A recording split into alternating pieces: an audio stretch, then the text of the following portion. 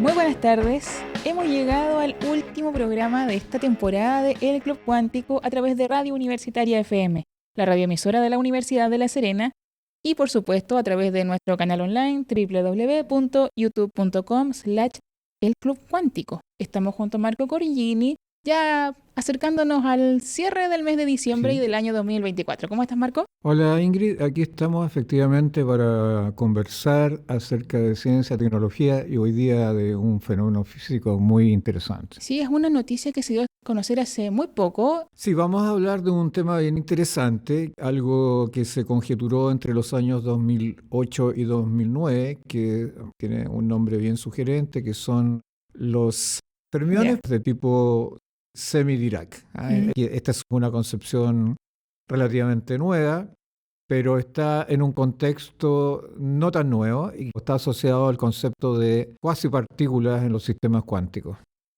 De eso es lo que vamos a conversar hoy día y de su determinación desde el punto de vista experimental. Me parece que fue este año precisamente que en algunos experimentos se detectaron estas cuasipartículas. Antes de que entremos en detalle acerca específicamente de este experimento, de lo que implica, de cómo se dio a conocer, cómo se descubrió, ¿qué es una cuasipartícula?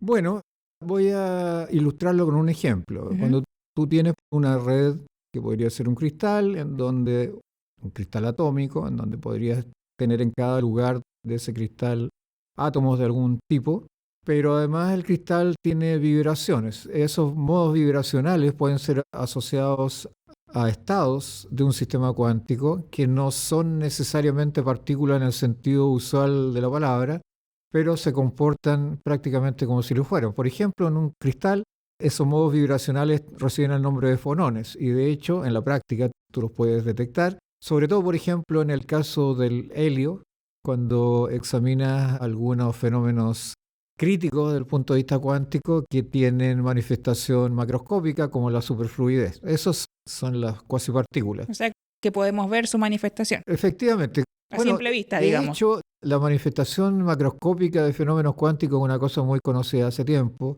Ya hemos hablado de la condensación de Bose-Einstein, ese es uno conocido. El otro es de la superconductividad, aunque uno debiera mencionar que en el caso de la superconductividad hay varios tipos. Uno es el de la formación de los pares de Cooper, que se obtiene a temperaturas muy bajas en un metal en donde están transitando electrones a determinadas temperaturas, como te dije, muy exiguas, muy cerca del cero absoluto. Dos electrones se relacionan entre ellos, cosa que no debe pasar por el principio de exclusión de Pauli, y forman una partícula, entre comillas, llamada un par de Cooper. Ahora este par de Cooper no se comporta como un fermión. Los electrones son fermiones. Este par de Cooper se comporta como si fuera un bosón. Y eso lo hace interesante y además que transita sin pérdida de energía. Es decir, prácticamente no hay pérdida de energía en el sistema. Bueno, esas son manifestaciones macroscópicas de un fenómeno cuántico. Y en este caso, en el caso de un material que se estudió que es un cuasi metal, del cual tengo solamente las siglas, ZRCIS. ZRCIS, este cuasimetal, bajo determinadas condiciones, efectivamente produce estas cuasipartículas que van a ser denominadas fermiones semi-Dirac, y eso es un poquito de lo que vamos a conversar hoy día. Bueno, como tantas veces, esto se descubrió buscando otra cosa. Claro, estaban investigando las propiedades de este material, otros aspectos del material, y descubrieron algunas cuestiones interesantes en el espectro de energía de los electrones.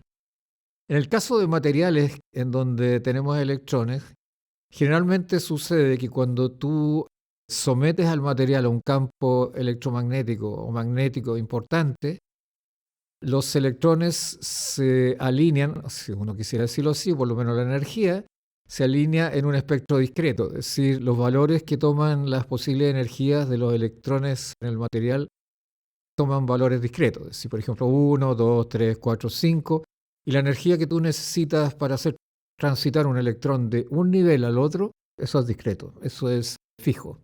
Entonces descubrieron, y uno puede determinarlos, en general eso se llaman los niveles de Landau, en el caso de los electrones, que son fermiones, que cumplen con el principio de exclusión de Pauli, como te mencionaba antes, es decir, no puede haber dos electrones en un mismo estado cuántico. Descubrieron por casualidad que aparecían otras partículas, emergían otras partículas que tenían comportamiento fermiónico, pero que no ocupaban estos niveles de energía que son las energías de Landau, sino que emergían y tenían una configuración diferente y además un comportamiento, como consecuencia de esto, diferente respecto de los electrones en el metal. Como les comentábamos hace un momento, ya les dimos a conocer que vamos a hablar acerca de un descubrimiento muy importante en física. Tiene que ver con estos elementos llamados Fermiones. ¿Electrones? No, son fermiones semi-Dirac. Fermiones porque cumplen relaciones de los operadores matemáticos que representan a estas cuasipartículas, tienen estadísticas del tipo Fermi. Pero eso es una descripción matemática del sistema. Estas cuasipartículas, a propósito tengo que decirlo, aparecen generalmente cuando hay interacción de muchas partículas a nivel cuántico. Y se comportan estas cuasipartículas, como había dicho antes, casi como que fueran partículas, y arrastran a otras, generalmente están rodeadas por partículas de otro tipo. Hay experimentos, hay concepciones notables. Bueno, en el caso de estos fermiones semi-Dirac, a propósito de estas fermiones semi-Dirac, uno tiene que decir lo siguiente: el experimento consiste en aplicar un campo magnético muy fuerte. Eso se realizó hace poco y la idea es que este campo magnético, la intensidad es cerca de 900 veces la intensidad del campo magnético de la Tierra, sobre el material descrito, y luego impresionante, disparar, lanzar rayos ultravioleta contra el objeto, contra el material, lo que permite analizar el espectro electrónico del sistema. Y se dieron cuenta que en aquellas, se llaman nodos del espectro de energía, en donde los nodos se intersectan entre una energía y la otra, emergían estas cuasipartículas, ¿no? Y su escalamiento era diferente de las otras, es decir, para pasar de una energía a la otra, es como si tuvieran niveles de energía diferentes, diferían notablemente del escalamiento para los niveles de Landau, que yo te mencioné en la sección anterior. Y esto hablaba efectivamente de que estamos en la presencia de un tipo de cuasipartícula, que era precisamente la cuasipartícula descrita teóricamente entre los años 2008 y 2009, y poseía las mismas características predichas por la teoría. Ahora, ¿cuál es la gracia de estas partículas o cuasipartículas? Las partículas se mueven en una dirección a una velocidad, a la velocidad de la luz, y en una dirección perpendicular adquieren masa. ¿Sí? Aparece como que adquirieran masa, es decir, hay una resistencia al movimiento. Que no tengan masa quiere decir que se comportan, desde el punto de vista físico, tal cual se comporta el fotón. El fotón es la partícula que no tiene masa, es decir, si tú lo quisieras ver desde un punto de vista lo más práctico posible, es casi estar viendo energía pura moviéndose a través del sistema. A la velocidad de la luz. A la velocidad de la luz, como un fotón. En el caso de que la dirección varíe, pero de forma perpendicular, notablemente la cuasipartícula adquiere masa inmediatamente. Esto es sorprendente. Pero volvamos a decirlo, recordemos que esto no es exactamente una partícula, es una cuasipartícula. Tal como los fonones en el caso de los cristales atómicos, bueno, esto se comporta prácticamente de la misma manera. Y esto se observó solo cuando se hacía el movimiento perpendicular. Cuando se mueve en una dirección, no tiene masa, y cuando se mueve en la otra dirección, la tiene. Solo perpendicular. O sea, esto tiene relación con el movimiento de la partícula. ¿Cómo se mueve en el cristal? Porque estos metales son como cristales en el fondo. Eso es más difícil de describir, pero el principio es ese. Es decir, en una dirección se comporta como energía, como si fuera energía, hablando en términos coloquiales, y en la otra dirección esta partícula adquiere masa, se mueve más lento. Ya no va a la velocidad de la luz. Bueno, esto puede tener implicancias obvias, no se sabe todavía hasta dónde puede servir desde el punto de vista práctico, pero probablemente tenga que ver con teoría de información, por ejemplo, o lo que significa creación de nuevos materiales. Sí, pero también información cuántica, o puede tener relación con los computadores cuánticos en el futuro, etc. Eso habrá que verlo dependiendo de los experimentos que se hagan y las tecnologías que se apliquen con estos nuevos descubrimientos. Eso es más o menos lo que son estas cuasipartículas semi-Dirac. Es nuestro último bloque de este programa, donde estamos cerrando la temporada 2024 de El Club Cuántico. Les contábamos acerca de estas cuasipartículas. ¿Es importante que esto se haya dado en unas cuasipartículas? ¿Habría sido diferente que fuera en una partícula? ¿Qué implicancia tiene eso? No, o sea, el estudio de la física y de la matemática también, por supuesto, tiene varios Niveles. niveles. Una cuestión importante, además de la epistemológica, es la ontológica. Tú quieres saber, quieres conocer la naturaleza misma del objeto que observas. Para eso las definiciones tienen que ser muy claras y prístinas, y de tal manera que cuando tú haces el experimento, efectivamente el objeto que estás observando cumple las condiciones que lo catalogan como tal. En el caso de las cuasipartículas, todas las cuasipartículas prácticamente que han sido en algún momento parte de una hipótesis han sido encontradas.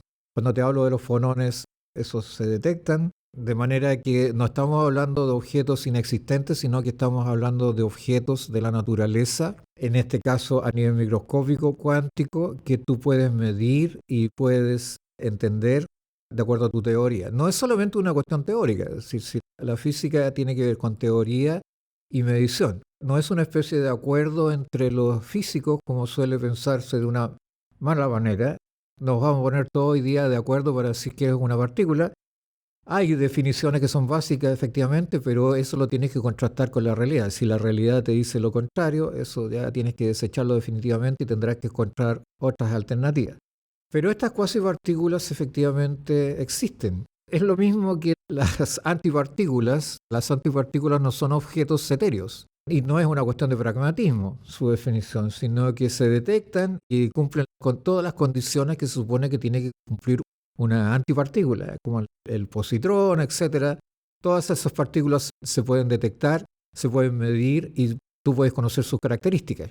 De tal manera que en el caso de las cuasipartículas que te acabo de definir, también son parte de la naturaleza misma de las cosas. Ahora alguien podría decir, bueno, pero estas están puestas en condiciones experimentales muy especiales. Eso es relativo porque el universo es un laboratorio natural y el hecho ya de hacer un experimento ya constituye ese hecho en una cuestión de facto. Es decir, eso se puede y por lo tanto es una de las posibilidades, está en potencia en la naturaleza producir esos fenómenos. Y la cuestión que queda por descubrir si bajo condiciones no experimentales eso sucede o no sucede. El efecto túnel en el caso de los electrones, por ejemplo, eso está comprobado y se puede deducir de los resultados que se han obtenido que se produce el efecto túnel no solamente en el caso de los experimentos, sino que se produce de forma natural en muchos fenómenos cotidianos entre comillas, porque estamos hablando de nivel cuántico. Claro. De manera que a la física y a la física matemática le interesa establecer el rango ontológico de sus objetos. Y prácticamente los objetos que yo te he descrito están bien definidos y están bien estructurados, lo que no significa que el conocimiento está absolutamente terminado. Puedes descubrir cosas nuevas entre medio, incluso de estas cuasipartículas que no conocías antes, dependiendo de los experimentos que realices. No es una labor de prestidigitación, no es que yo estoy sacando de un sombrerito más cualidades, sino que esas cualidades están implícitas en los objetos que yo estudio, nada más. Y por lo demás se manifiestan a través de sus efectos. No es que el investigador vea la cuasipartícula moviéndose. De los efectos que produce la cuasipartícula, de hecho, esta diferencia entre las energías de transición te hablan de lo que yo te acabo de describir. La explicación, las consecuencias de esas diferencias en el escalamiento, en los niveles de energía respecto de los de Landau, da cuenta también del fenómeno, ¿no es cierto?, de transición de una velocidad cerca de la luz o sin masa a una con masa. Claro. Por lo tanto, esto es un diálogo permanente entre la teoría y la práctica. Tu teoría tiene que ser coherente con lo que tú observas. Y lo que observas tiene que ser coherente con tu teoría. Es sí, solo sí para los dos lados. No solo a eso, sino que a la gente que hace física, a los físicos y a los matemáticos también nos interesa, porque nos interesa saber no solamente matemáticas, conocer la naturaleza de los objetos que se suponen existentes, incluso la forma, nos importa. Hay un artículo reciente respecto de la forma que tendría el fotón. Y esto se hizo con experimentos, con simulaciones, no voy a decir GPT, pero con simulaciones computacionales. Y hay un artículo muy interesante en donde se describe la forma que debiese o tiene el fotón, en caso como partícula. Lo cual parece sorprendente, porque nosotros no vemos los fotones, pero eventualmente de sus comportamientos y de los experimentos que tú haces, puedes deducir la forma de un objeto, lo cual es notable desde el punto de vista de la ciencia. Muy bien. Estamos cerrando el programa. Bueno, hoy terminamos hablando acerca de esta forma en que se estudian los elementos en la física y las matemáticas, pero el descubrimiento acerca de estas partículas semidirac. Fermiones semidirac. Sí.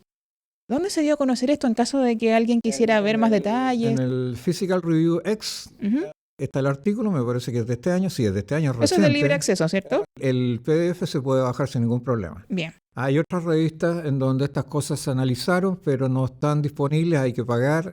Bueno, un pequeño detalle. Hay repositorios en donde los autores ponen antes de la publicación sus trabajos. Si uno quiere encontrarlos antes, eso significa antes de la revisión de pares, lo que tiene que hacer es hacer la búsqueda necesaria en aquellos repositorios, en el caso de física, para encontrarlos. Generalmente, si están aceptados, después son exactamente iguales, salvo modificaciones muy menores. Así que quedan todos invitados a revisar su literatura y su bibliografía a través de esta democrática manera de entrar al conocimiento general. Bien. Entonces ya saben, ahí estaba el nombre de la revista para quizás alguien quiere conocer mayores detalles o ver la parte técnica de cómo se llega a estos descubrimientos, lo pueden ver ahí. Sí, yo quisiera decir que prácticamente todas las cosas que hemos discutido aquí ya están publicadas, no solamente en este programa, sino que en otros. Es decir, en las revistas hay algunos de biología que están publicados en la revista Science, así que mucha de la información que nosotros les entregamos es directa de la panadería. Bien, estamos cerrando este programa, también la temporada 2024. Les damos las gracias a quienes nos han acompañado durante este año nuevamente. Ya son 12 años a través de Radio Universitaria FM y de nuestro canal online. Así que muchas gracias. Esperamos que sigan con nosotros el próximo año. Lo mismo digo, estamos viejitos, lo que no significa que estamos muertos, sino que estamos muy vivos y queremos continuar con ustedes por muchas temporadas más. Y por supuesto, como estamos a fines de este mes de diciembre, le enviamos a todos un gran saludo. Esperamos que pasen una muy linda Navidad junto a sus seres queridos, junto a sus amistades, que tengan también un excelente año 2025, que se cumplan todos sus deseos, que venga un tiempo excelente en todo sentido. Así que, bueno, los estamos esperando en marzo con nuevos programas. Así es, los esperamos en marzo con nuevos programas interesantes del Club Cuántico. Quedan todos cordialmente invitados. Muy feliz Navidad y un próspero año nuevo 2025. Buenas noches. Chao.